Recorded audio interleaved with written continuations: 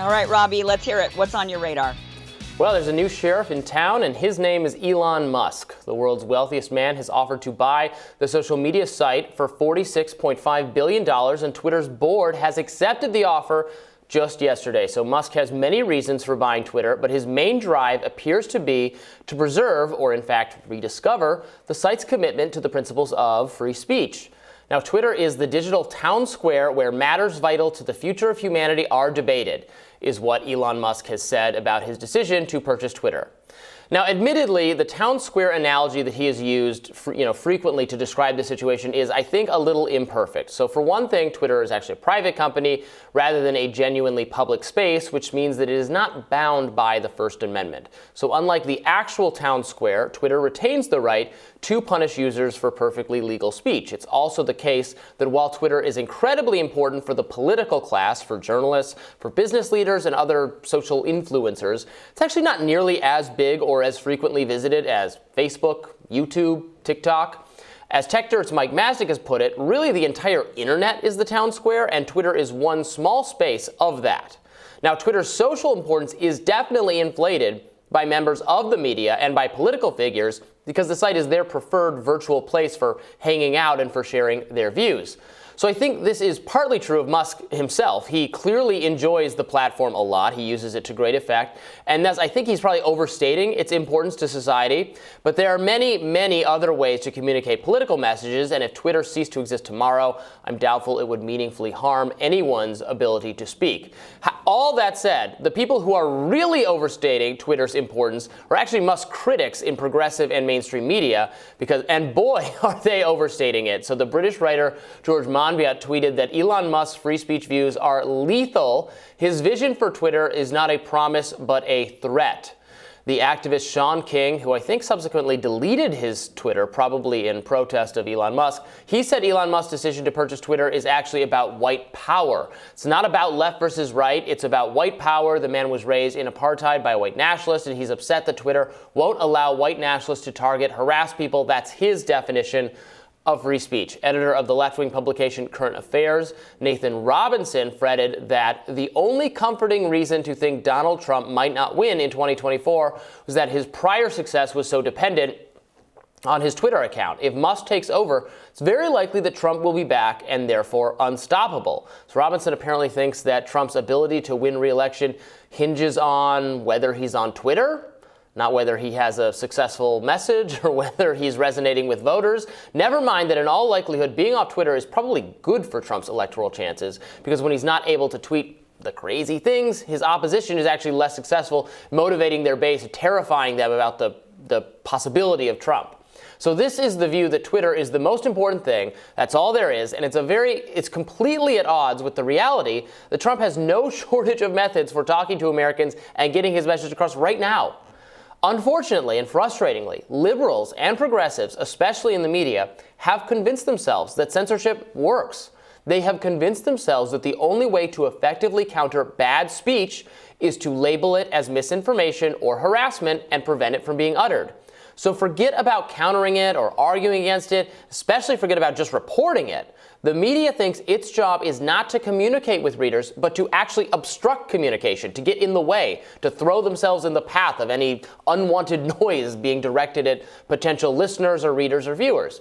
That's what's really got them so scared about Elon Musk. He takes the old school liberal view that we shouldn't be afraid of unpleasant speech.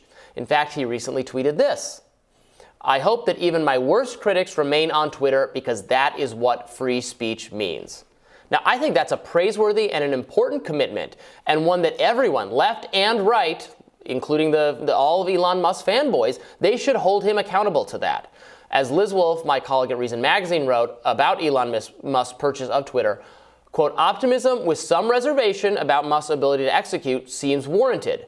Hysteria, like declaring that it's now open season for white supremacists, that Musk's vision for free speech will be lethal, or that Musk is an echo of imperialist colonizer forebears because he wants to go to Mars, that's not." And Kim, I wanted to read to you the ACLU statement on the matter. So Anthony Romero, the ACLU executive director, he had this reaction: "While Elon Musk is an ACLU card-carrying member and one of our most significant supporters, That's a lot of there's a lot of danger having so much power in the hands of one individual, and in today's world, a small handful of private tech companies, including Twitter, play a profound and unique role in enabling our right to express ourselves online. Social media is a critical tool to use to share ideas, express opinions, and consume information that has real-life impacts in discourse in the offline world. We should be worried about any powerful central actor, whether it's a government or any wealthy individual, even if it's an ACLU member, having so much control over the boundaries of our political speech. So that's not a crazy statement, but Right. What Elon Musk is saying is that he is worried that the current iteration of Twitter, there's too much central control over who gets to say what. And he's coming in with this somewhat different vision, or he's going to try to do things differently. We don't know if he'll succeed.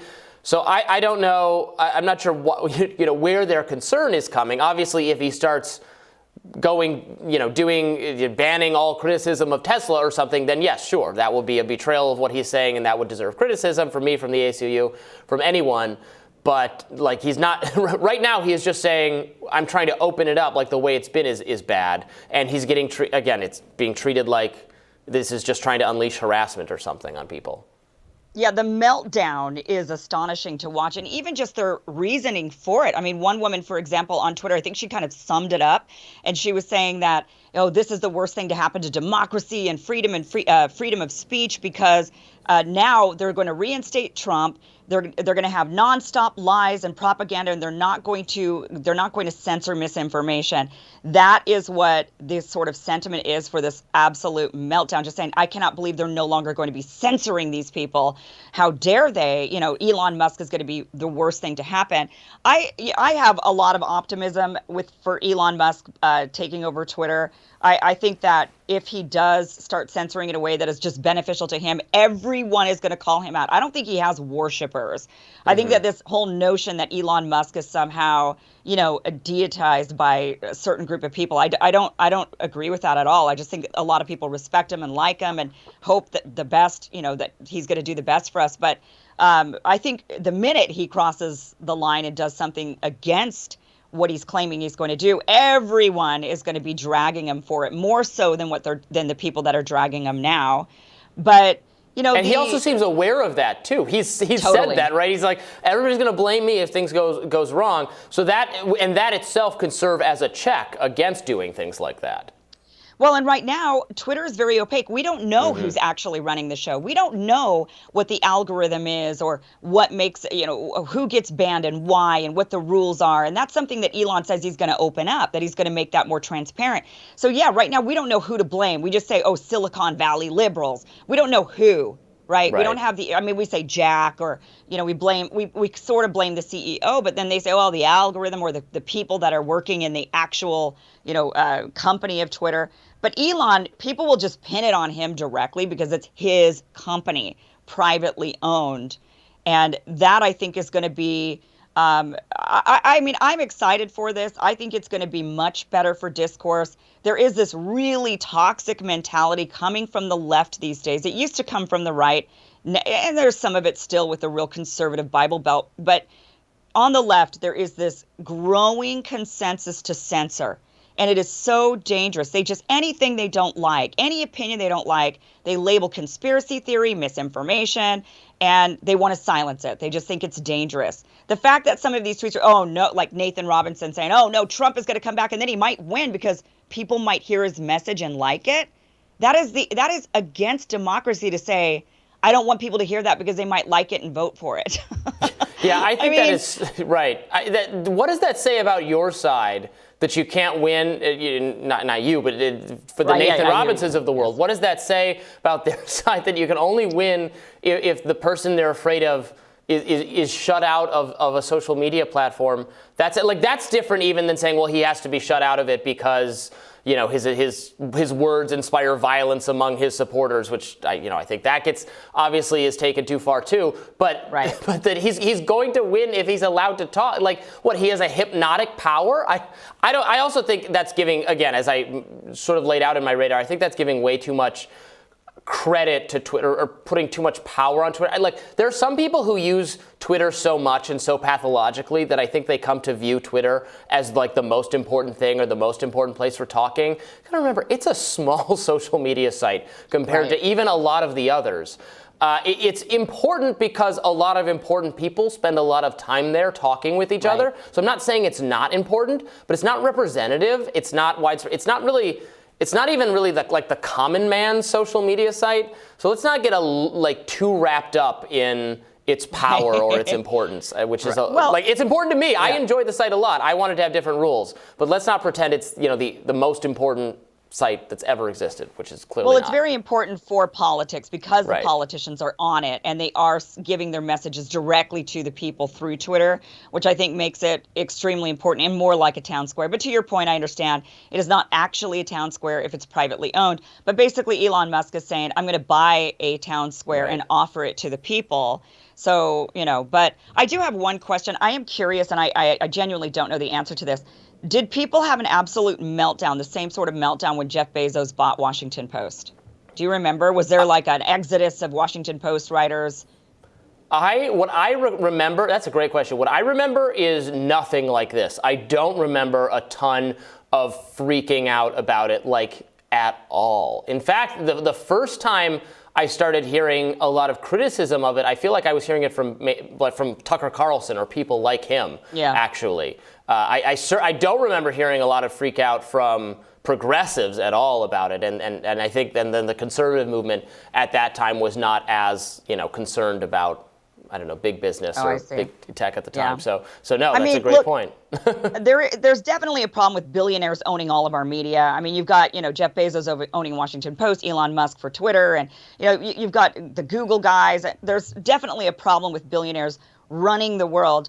The thing is, though, and a lot of people on the left are blaming Elon Musk for that, like as if he could single-handedly change it. He's not a politician. He is not somebody who's going to go and change the capitalist system that we live under. He's just working within the framework of it.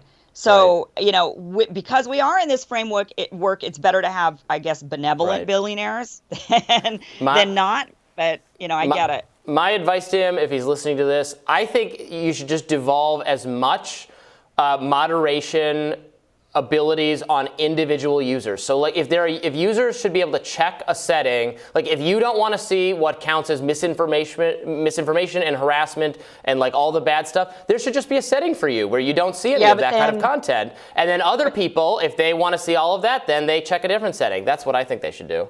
Well, but then you still have to label somebody misinformation so that you can, when you check that, you don't see it, right? So the platform would still have to go around being like, you're misinformation. It could still be user-based. It could I trust whatever, let's say from a liberal perspective, I trust Nathan Robinson. So whatever Nathan Robinson's Twitter settings are, that's the way my Twitter feed should look. It could be totally user curated and user based, it could learn based on what people of this political persuasion enjoy seeing. It just doesn't need to be that way for every person on Twitter.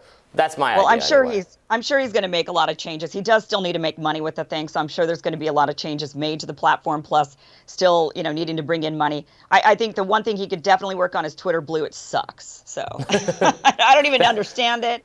Why are we paying $2 a month for it? It's terrible. Some changes need to be made. Maybe it'd be worth it, once Elon takes hold of it and does something with it. I don't know. That's also good advice. Well, Kim, I hear the Daily Beast had a scandalous scoop about a revolt at the Hill. I look forward to hearing your take on this next.